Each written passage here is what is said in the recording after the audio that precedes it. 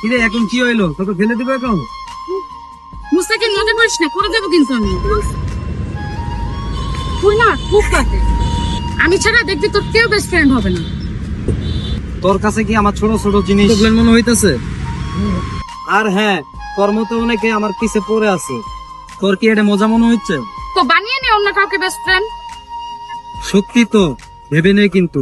তখন আবার বলবি সরি মুস্তাকিম, আমাকে ঘুরতে নিয়ে চল। হ্যাঁ হ্যাঁ, যা যা, আমারটা আমি দেখে নিব। তুই তখন কাঁদতে কাঁদতে এসে বলবি আমার ভুল হয়ে গেছে। সরি ম্যাডাম, এরকম কোনো চান্সই নাই।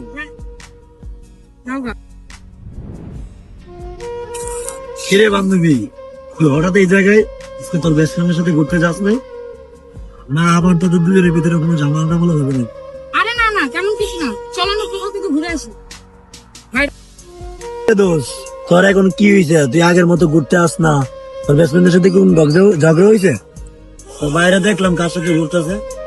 কি বল, দাঁড়া তো। হ্যালো, কি রে, কোথায় তুই? আরে আমি তো মুস্তাকিমের সাথে ঘুরতে আছি। মুস্তাকিম তো আমার বেস্ট ফ্রেন্ড হয়, এটা তো আমার মাও জানে, তুই জানোস না?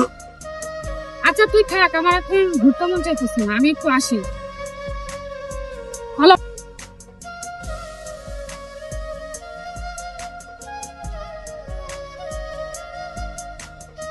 এখন কি করতে আইসস? সরি রে, আর এরকম হবে না। সরি লাগবে না। প্লিজ এমন করিস না, আর এরকম ভুল হবে না।